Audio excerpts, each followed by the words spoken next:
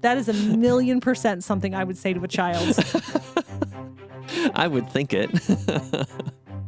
I don't know if I would say it. I might say it. I mean, it depends on the situation. Circumstances can determine a lot. I probably wouldn't use those words. You might use those words. I know. I know.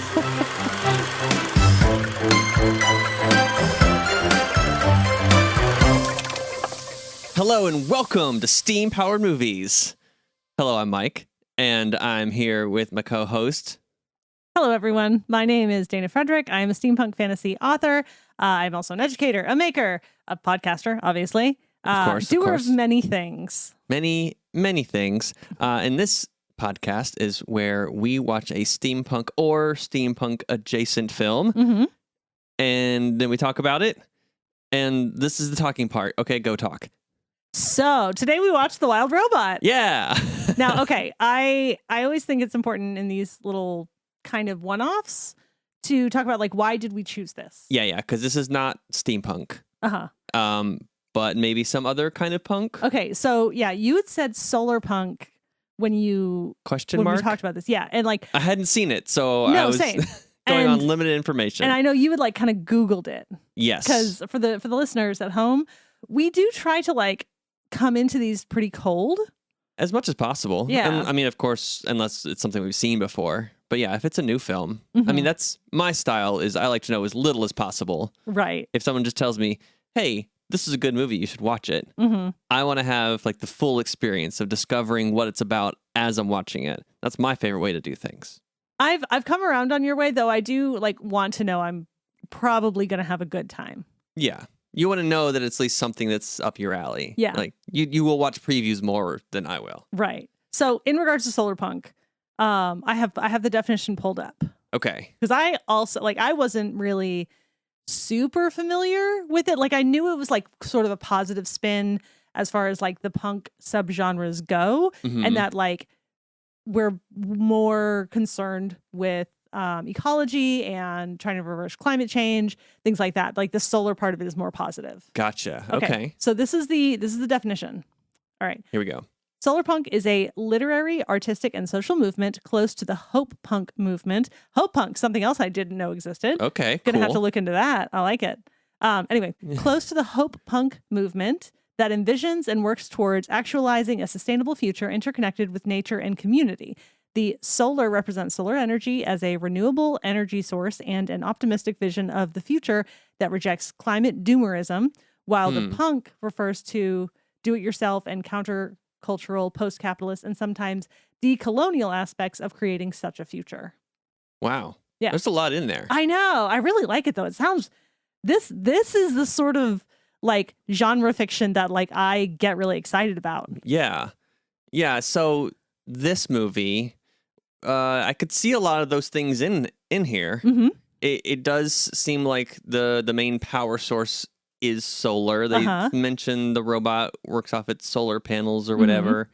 We don't see a whole lot of the human city. Okay, and I kind of feel like there's some stuff I want to dig into with that. And I have like a lot of thoughts. It's funny, I don't have a ton of notes. Me either. For this film. I was kind of just watching. Yeah, I have a lot of thoughts. Interesting.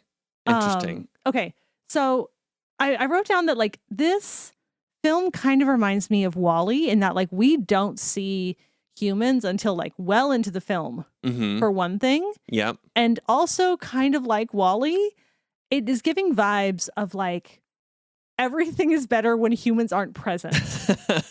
But yeah, asterisk, because this movie, it definitely embraces nature in all of its savagery.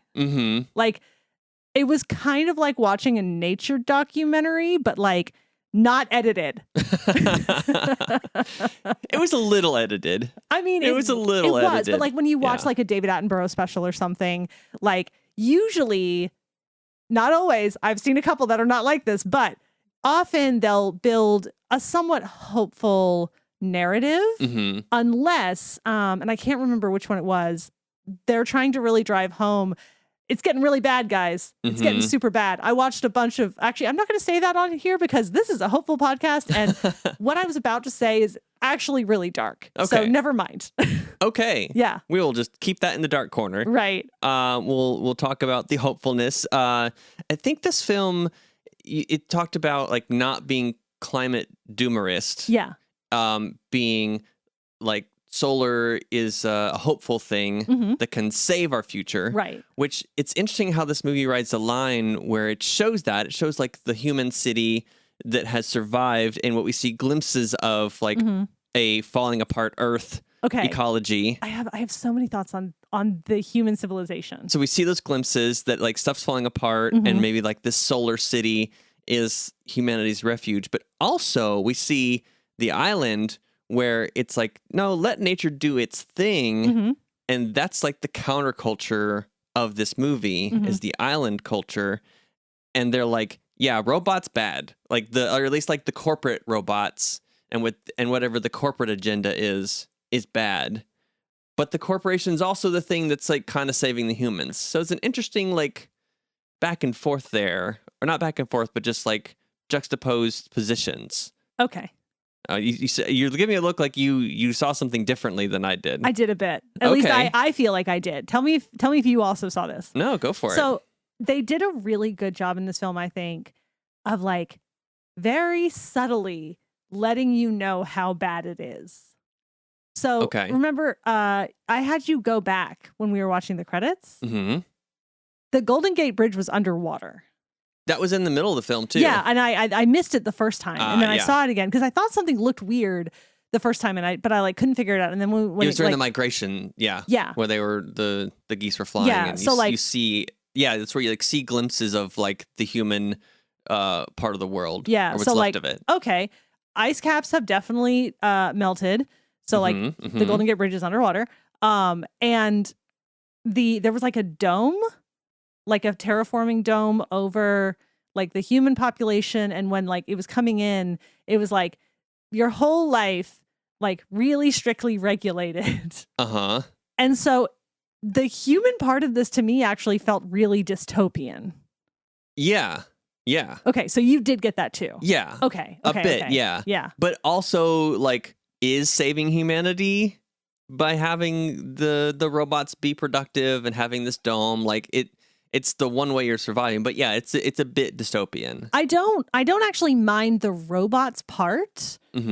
I do think there are some interesting arguments to be made about, because what is it, in the video or whatever, they said that having a robot gives you like 40% more leisure time or something. Yeah. And not to get more into doomerism, but some of the educational videos I've watched about some of the countries that in our world that have kind of done an age shift where they're running out of like young people basically because fewer and fewer people are having children. Yep, it's a global thing. Yeah. So part of that is people like not having as much leisure time because raising children is a lot of work and it's really expensive. And so therefore like economic and social structures need to radically change to make it attractive to have children. Right. Yeah. Yeah. And also with like the corporation stuff, like maybe some meta commentary on like our society and how we are so dependent on these like mega tech companies to structure and organize our world right now. But then also there's a dark undercurrent that you see like when they're, fighting the animals on the island and like they're lasering the geese and stuff. But I had some weird feelings about that. Like, I'll grant you, DreamWorks is not like a tech company the way that, Google is or Apple is or anything. But like, they're still a big corporation. Oh, yeah. And it does feel a little bit like they're like, oh, those evil corporations, shame, but that's not us. That's not us. Like, Dana, that's like a lot of movies. I know. And like every time it just gives me this like weird feeling. Because like, and I know again that like DreamWorks, they're not like a tech company, they're an entertainment company. But even still, like, yeah, it's so tone deaf. It's a very common thing. I know. But this is a happy movie. This is going to be a happy podcast. Okay, I kind of want to get into the tone of this film as well. Okay. So, and again, if you've read this differently, let me know. All right. So I will. we don't have children ourselves. Yes. But I have, we have nieces and nephews, and I talk with my sister a lot about her kiddos. And all of the descriptions I've heard about like the upcoming generations is that they are feral.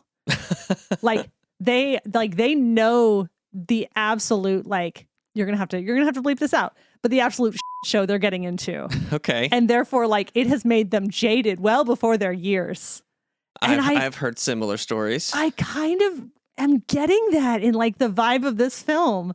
Like, so Catherine O'Hara's character, Pinktail, yes. I think was her name. I was wondering if you recognized who that was. Oh, yeah. I looked it up. Yeah, I always like to see who the cast is. But yeah, so Pinktail, like, one of her babies just gets eaten. She's like, oh, I mean, not 7, 6 children. And she just like blows right past it. But then it turns out that one survived. Did it? Yeah. Like 20 seconds later, that one's like, oh, actually, I'm fine. And she was like, great. Yeah. I missed that part. It was.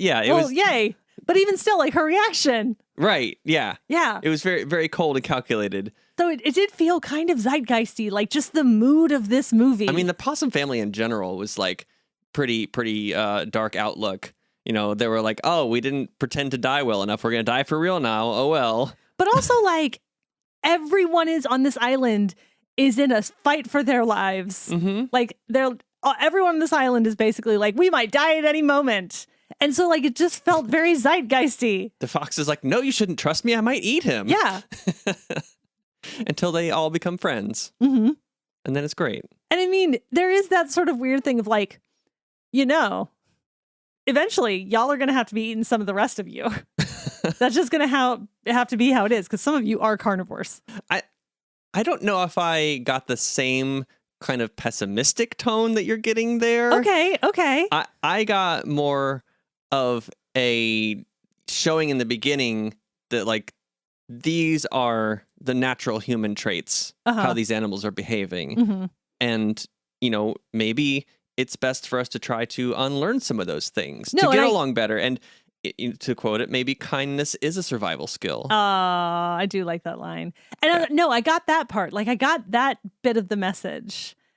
It's just, But it was very blunt on the front end. This is sort of the issue with anthropomorphizing animals. Mm-hmm. Because there is a very distinct line between humans and human civilization and animals in the woods. Yes, there is. Yeah. But I did like the way that they transitioned into them being anthropomorphized. Like the thing where the robot just sat there for who knows how long, like weeks or whatever. Yeah, it was like a season or something. Yeah, it's just like, I'm going to go learn your language. Mm-hmm. After the initial period, which I really thought was funny, was of the robot being awkward. That was cute. Just dropping this robot that's like, I'm here to be helpful. Mm-hmm. Crab is customer. I know, there's like, right. And I absolutely had like a thought and was like, that's a real crabby customer. Wow. Oh, you didn't think of that? No. Oh, what a missed opportunity. Oh my goodness. That's so dumb. I regret nothing. Okay, you lived your life. I do. But I actually, no, and I know I'm kind of coming down hard on this film. I actually really liked it, and I understand it's a children's film, okay? Yeah. Children's films are not realistic. So like, I get it. I know, like I said, I kind of came down hard. So I'm gonna pull back a little bit. Okay. Because it's a children's film. But so I like how this started. Like, our robot is literally looking for purpose. Yeah. And I like that. I think that's really interesting. Actually, this is one of the reasons I really dig sci-fi, especially like with robots and AI and stuff, because there is that kind of eternal question of like, once an artificial intelligence becomes self-aware and has the ability to make independent choices. Right. That really does change the whole game. Like, we've started watching Murderbot, same kind of thing in there. Mm-hmm. Yeah. Yeah. Yeah, it raises some interesting questions. But yeah, I like how they showed this robot like just fumbling around. It was like, trying to figure stuff out, and then it's like, okay, it recognized that it needed to learn. Yeah, and I was kind of ready for the movie to spend a lot of time on the like, what is purpose and how do you find purpose, and for that to be like soul crushing in its own way. But it didn't sit there for too long. It went into like the parenthood thing. Yeah. Which I imagine this movie hits a lot harder for parents. Oh, I'm sure of it. Yeah. Us not being parents. Mhm. That part I didn't identify with very strongly. Some of the emotional stuff like is semi-universal. Mhm. About caring for people and all that. But yeah, like that whole like I had like written down like sections, like this whole section about like raising Bright Bill. Mhm. It didn't hit hard for me, but I imagine like that for parents, like that's probably the soul crushing thing. Oh yeah, and like Catherine O'Hara's whole speech about like, yeah, no one has programming for this. Like we're all just making it up. Like or the line where it's like, when you look at this baby Gosling, what do you see? Crushing obligation. I actually felt that really hard though. Right. Okay, let me ask you a question because I actually don't know the answer to this. Have you ever, like, not as a teenager when you just like needed money, but like as like an adult, No idea where this is going, but okay. ever been put in charge of children and like their safety and well-being? I am trying to think of a time, and probably not for very long. Oh yeah. Probably at most, like, I don't know. Yeah, when I was a kid and I was watching my younger brother. Okay, yeah, but Like, that doesn't count. No, besides that, 'Cause when no you're- one has handed me their baby and be like, here, you take care of it. Right. So No. like I don't have very much experience with that, partially because I actively avoid those situations. I do not want to be in charge of children. But like the 1 or 2 or 3 times that I have, like that crushing obligation line, like it hit me so hard because I've been there. Like, and suddenly I'm full of anxiety about these children's well-being. Yeah. Like if I'm like driving one of the kiddos. Actually, you drove one of our nibblings Oh, yeah. recently. And it was just you and them in the car. Did you not, were you not full of anxiety? No. Oh my gosh, I don't understand this. I absolutely cannot comprehend this. But anyway. I mean, they're ambulatory. They can mostly take care of themselves like, and know how to okay. like not fall out of the windows and stuff. Okay. Well, I just remember like one time when I was asked to take care of a couple of our nibblings for a couple of hours. I remember immediately making a deal with him like, hey, if we just all stay home and watch TV, I will buy you ice cream or whatever it was. Cause like I like immediately like felt really anxious about it and like, oh no, what if something happens? Like, what if I make the wrong decision? What if like I let them go out and play and something like, do you not feel this? I have not really had these thoughts. Okay. I think this is just showing the differences between us. Okay. Well, anyway, But I did. I'm just saying, Yeah. in regards to the film, I get that part. The crushing obligation. It's also a funny line. I did really like the part though where it cuts to Bright Bill as a teenager, and he is such a nerd. I know. Plus, He's he such was a literally little raised by a nerd. robot. I know. It's kind of like the Raised by Wolves, but in like running pell-mell in the opposite direction. Yeah. He was like being all analytical and like walking like a robot, and he even made little robot noises when he moved. I know, he's really cute. Yeah, it was really He's cute. trying to be like his mom. And such a nerd. I love it. Also, and that feeling of like going to a new place with new kids and like just being your little nerd self. Uh-huh. And they're like, ha, nerd. I do like to, this is, so Kit Connor played Bright Bill, who is Nick from Heartstopper. I knew you were going to notice Oh, that. I loved it so much. Oh, he's so cute. He did he's a good adorable. job in this. Yeah, he did a really good job. Oh yeah, no, he was great. And also so usually, and we've talked about this, when an English person does an American accent, it has that like weird fake Chicago sound to it. Mm-hmm. And he did not have that. So well done, sir. No. Oh, I didn't even know he was English. Oh yeah, no, he's English. Okay. Yeah, it was a really good accent. Yeah, he did a good job. Mm-hmm. Can we also just for 1 second go back to like when the robot was going around trying to be so helpful? I know. And giving everyone little stickers I know. and just like ruining everything. Uh-huh. Just trying to be helpful. Real Arthur from Cabin Pressure Energy. Oh, I know. So Arthur. For anyone who gets that reference. Yeah. Then we had the harsh winter. Right. Where they all had to learn to get along. Well, after Bright Bill like gets his flying lessons from the coolest bird, voiced by Ving Rhames. Oh yeah. Thunderbolt. Oh my gosh. Like I know that Ving Rhames has a really cool voice, but sometimes like I think my brain forgets just how cool it is. And then he comes on screen, or at least his character comes on screen, and he starts talking and I'm like, oh man, I forgot how hard he delivers. I know. Just right away I was like, yes, locked in. That guy's cool. Yeah. it just is such what must it feel like to have golden pipes like this? Oh, I don't know. Like he just goes around and like when he's ordering coffee, he just sounds like the coolest person ever. I will never know. I know. What is that life like? That's what I want to know. Yeah. Speaking of cool voices in this, we had Bill Nighy as Longneck. Oh, I love Bill Nighy so much. We like him. He's great. Matt Berry. Oh, I know. And it wasn't until this film that I realized like Matt Berry is kind of beaver shaped. Wow, rude. I think he makes a really good beaver. No, he did a great job. He was wonderful. I really like him.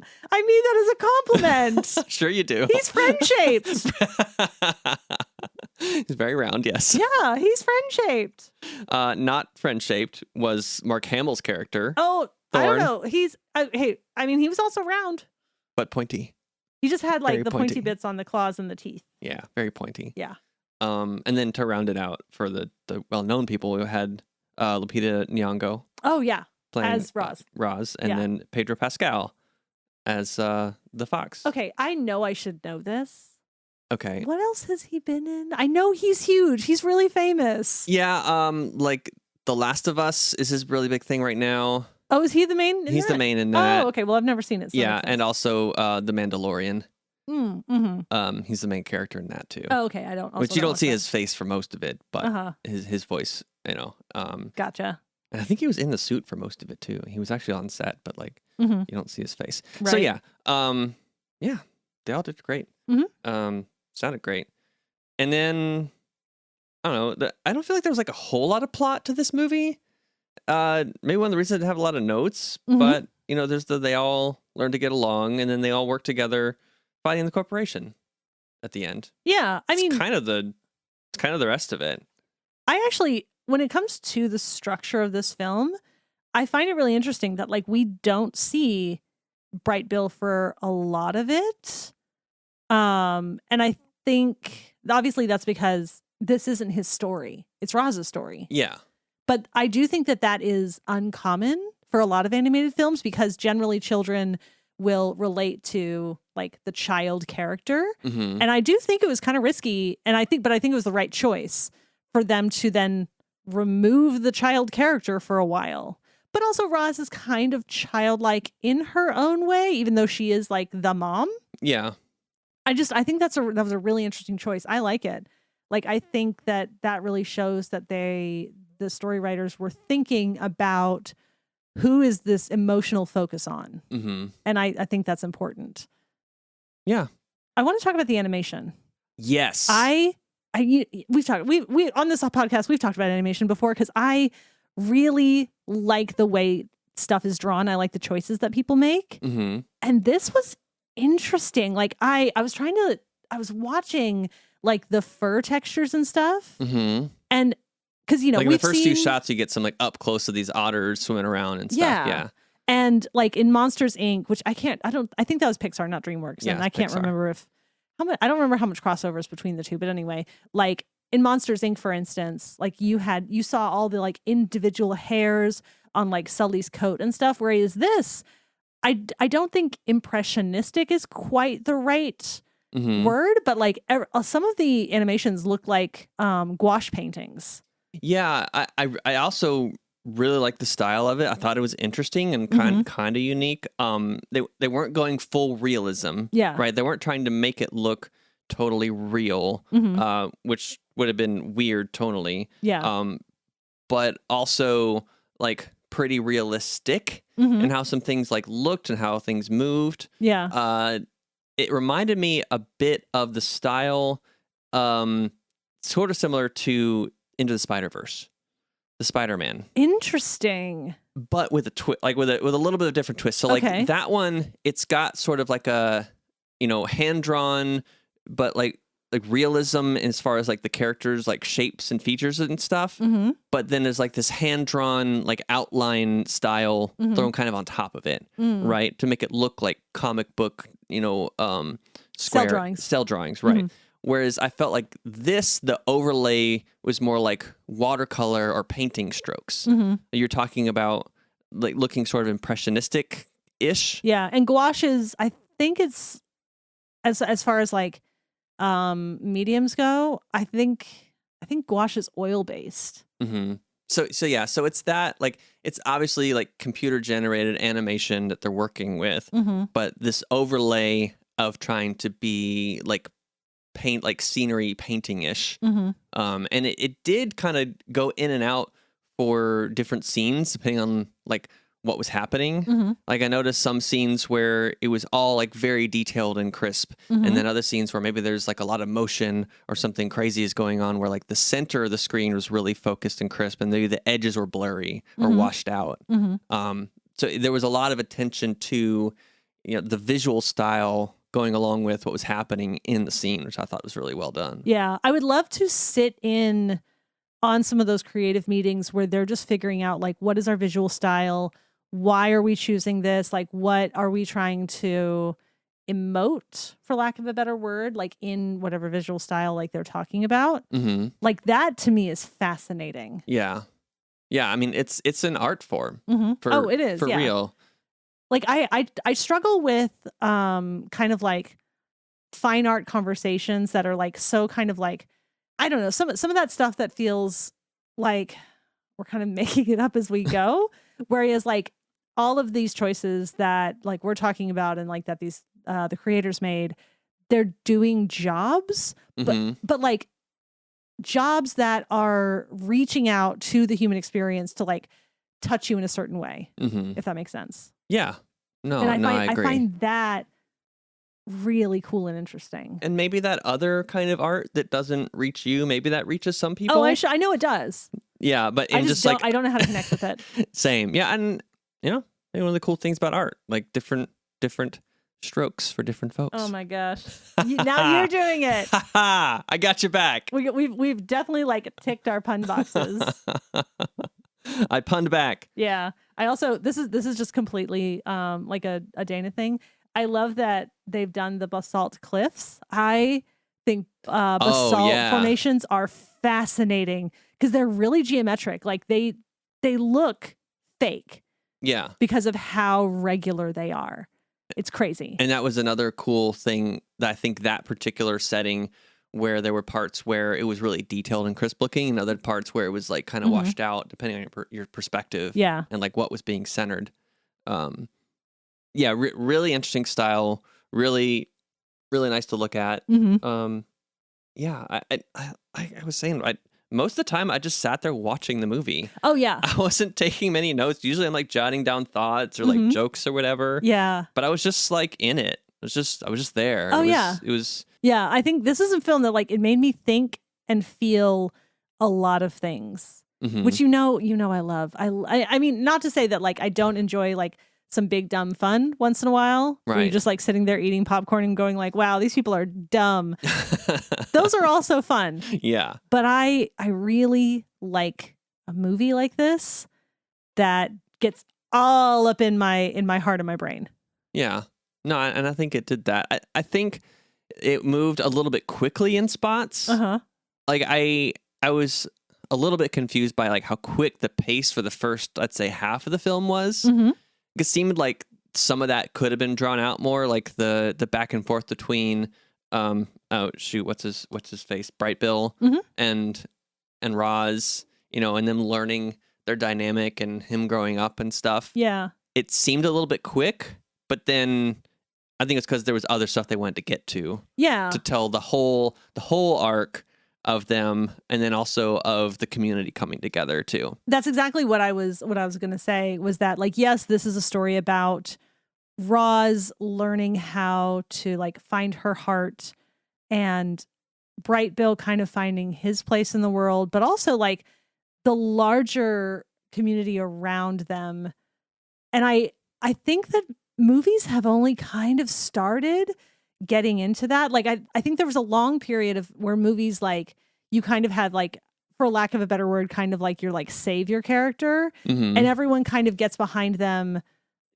I kind of based on like charisma alone, whereas like this. Roz has no riz. No riz whatsoever. Whereas like this, like Roz had to work for it. Like had Roz not done and sacrificed what she had, the community never would have come together the way it did. And I really like that more. It feels like more movies are starting to think about these things. Yeah. The thing about like the story pace and everything, I think I was expecting, based on what I'd seen from the marketing and the opening, more of a Wall-E type story. Yeah. But I feel like it was actually not very much like Wall-E, because this movie did move a lot quicker. A lot more stuff happens in this film. Whereas Wall-E is like more really long, drawn out scenes and like very little dialogue. Yeah. Whereas this one kind of picks it up right away with the dialogue and them interacting, the animals and the robot. And I was actually surprised when we heard her speak. I was fully expecting a situation where maybe she doesn't speak at all. Like I was almost wondering if they were, because I'd never seen a preview for this. I had heard other people just say it's great. Like one of my nieces, like it's like one of her new favorite animated films. Oh, cool. That's basically the extent to what I know. So like I was kind of like, okay, I'm getting the vibe that it's like thoughtful, maybe a little artsy. And so like when we first started watching, I was like, is there going to be like zero dialogue in this? Yeah, same. I was kind of thinking that might be the case. Like kind of a Fantasia kind of thing where everything is evoked through motion and visuals and music. Yeah. No, same. Yeah, that's kind of what I was trying to say. Oh, okay. Sorry. I didn't quite get that. You did better words than me. Oh, sorry. I mean, I am a professional worder. You are. You word so good. I try. Although there was one thing that like, it kind of just like made me a little bit uncomfortable. Okay. So I know there's a lot of like stretch and squash in cartoons. And obviously in cartoons, everything is exaggerated. Like the cartoon characters can take so much more of a beating and be totally fine. Sure. Yeah, they can fall 20 stories and like gets, slammed against a wall or whatever. Yeah. Yeah. But like when we see all the things that happen to Roz in the beginning. Oh, yeah. She's really sturdy. And I was kind of like, are they? Because again, we don't know the setting yet. Like we don't know like what kind of world this is yet. I was like, did they make the robots so sturdy because they anticipated abuse? I mean, they have to always complete their task. True. Very true. So it turned out to not be that world that I was worried it was, where like the robots will be abused by the humans. Oh, okay. Yeah. Well, at least not that we saw. Yeah. Not that we saw.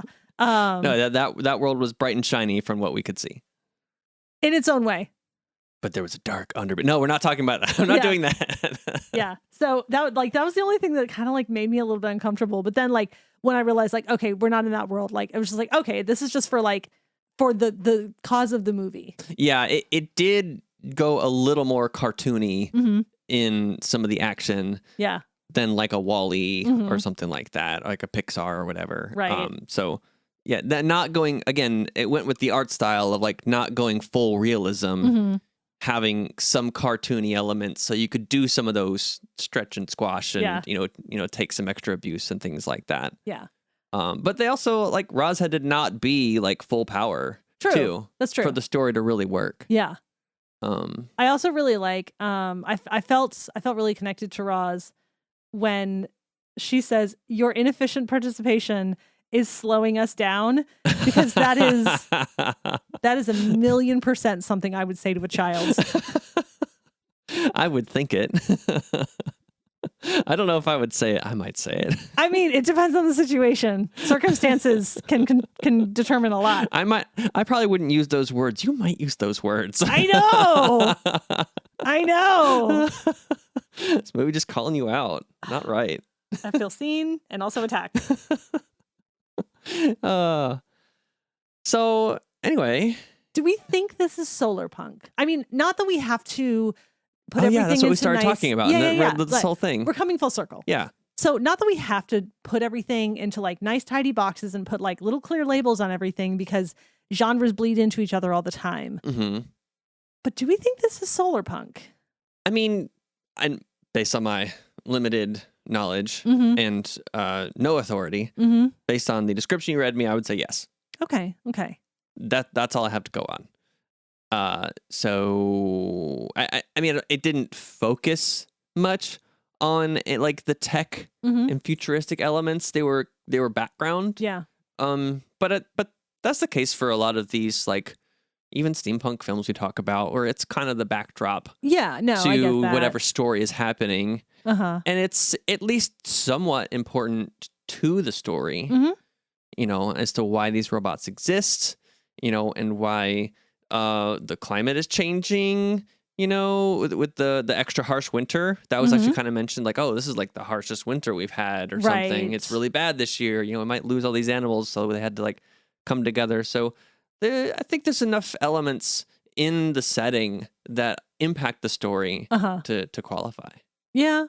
And again, we don't have to categorize everything, but I will say like tentatively yes. And also I find myself solarpunk curious. Oh, I feel like this is not a subgenre I've dipped even much of a toe into. hmm And I would like to explore it some more. maybe something that's a little more like hopeful and happy than like a cyberpunk. Or I want to more like deep solar punk. okay, I want to see like what all this like hope punk stuff is about.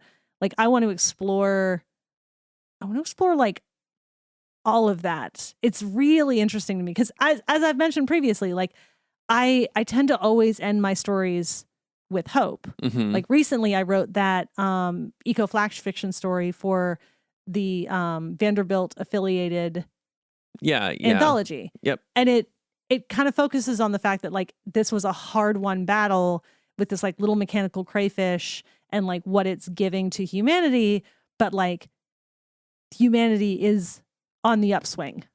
Yeah. So yeah, we need to be educated. If anyone listening is educated on this, is really into the Would love solarpunk some genre. recommendations, books Yeah. for sure, but also like shows and movies. Like I want to read more solar punk and hope punk. Yes. I need to immediately go do some research. Send books to Dana and TV shows and movies to me, or both of us. 100%, please. Yes. Yes. I won't read the book. I'll watch the movie. That is accurate. And any other final thoughts on this film before we give it a rating? I really like it. It was really sweet. Yeah, I thought it was really cute Yeah. and well done, Hmm. and I enjoyed it. Yeah. I had a good time just like sitting and watching this movie and not like analyzing it. It didn't give me a lot to analyze. Well, like it didn't, as I said, I had a lot of thoughts, but they were little like pondery, wandery thoughts and not these like sharp kind of like, I'm sort of grading this movie kind of Mhm. thoughts. Like Yeah, they're no. more philosophical. Yeah, same. Yeah, like you didn't hear me once on this podcast be like, well, you know, it didn't really make sense that they did this. Like none of that picking apart. I like, did is- that a little, Yeah. if we're being honest. Yeah, but like I wasn't having those thoughts. I was just sitting there enjoying it. So I don't think we can really give it a solar punk rating. We just say like we think it is. Yeah. You tell us. Tentatively, sure. Yeah. But we will give it a rating on just how much we enjoyed it. For sure. Dana, what's your rating on a scale of 1 to 5 gears? How much you enjoyed The Wild Robot? I'm going to give it a 4.5 out of 5. All I right. enjoyed myself the entire time. Yeah. And it made me feel and think a lot of things. And I always love that. I am on the same page. Yeah? Yeah. I'm giving it 4.5 out of 5. Mhm. Really good. I vied with most of it. Yeah. Again, I think for parents, it might hit the 5 out of 5. Oh, yeah, for sure. So because like that part was not exactly for me, but I Uh-huh. still appreciate it. Yeah. Yeah. 4.5 out of 5. Good time. Mhm. You know, good thoughts. And I'm glad we watched it. Yeah. And that's it. That's all we have to say. Mhm. If anybody listening have thoughts and stuff you want to say to us or to the world, send a message out on one of the socials. So you can hit us up on Bluesky at Steam Powered Movies. You can go to steampoweredmovies.com for the full listing of all of our episodes and more information there about those and about Dana too. And we are really glad that you're with us and you're listening. Tune in next month for another episode. Okay, bye. Bye.